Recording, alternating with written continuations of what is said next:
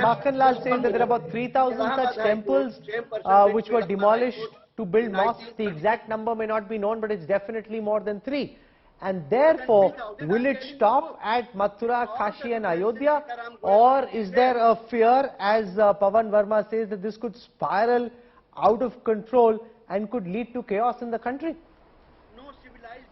Rahul, you rightly posed this question, and I'm agree what Sir Chopin saying, that first of all we should acknowledge the history. There should be no denial. But you know, these three monumental sites is not going to end the problem, because what happens, the past creates wound in the community identity, and that wound need to be recovered. And when the conducive political condition comes, that wound emerges, and those wounds may be cured through monumental justice, you can say, or monumental religious compensation, because it happened in the history. And when it happened in history, and this victory convert in a monument, or this operation convert in a monument, and that monument every day revive your memory, evoke your memory, and that memory become intrinsic part of the community identity. So it's not the issue of the past, the issue of the present. It's always haunts your presence, and that's why a section of the community who feels more deeply came out and raised the question. But it is a public thing. It's not going to be controlled. It's past. The way past, you are not able to control the past, and you are not going to. You are not able to control the present, made by the past, or made under the influence of the past. So I'm here. I agree with the Pavanji that it's not easy to control. No, it will grow. But I am also agree with the Sopanji that it needs acknowledgement.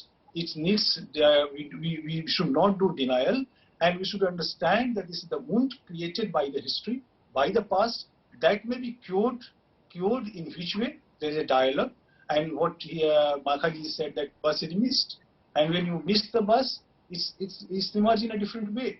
Now this is a very critical time and complex time for our human history, where these things, not only in Indian society, as Sopanji told, or Onji told, that in every society this kind of revival of the past comes. And this revival of past comes to treat the historical injustices and wounds through which communities suffer. So it's the issue of the present, making of the present under the influence of the past.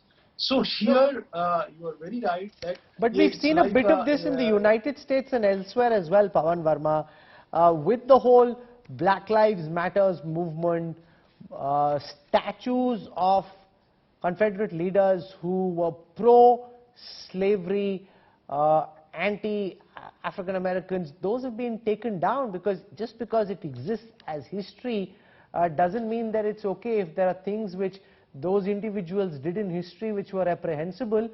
This is not just something that's happening in India. It seems to find echo in some other countries as well. It's part of a larger growing consciousness of trying to undo some of these wrongs. You see, Rahul, the march of history is not without injustices. That is the fact. India has been one of the oldest civilizations of the world. Started with the dawn of time. We have had people come into the country.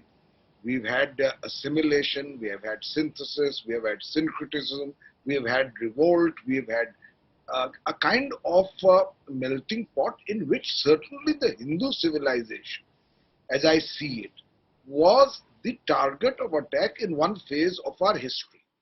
That phase is over. We are in a modern republic. For instance, the British inflicted the worst famines in the world in Bengal, under the watch of Winston Churchill himself. Now today, should we let our relationship with Great Britain be influenced by that, apart from the other loot that Britain carried? In other words, this is an example with a foreign country. Within our own country, we need reconciliation. We need acceptance.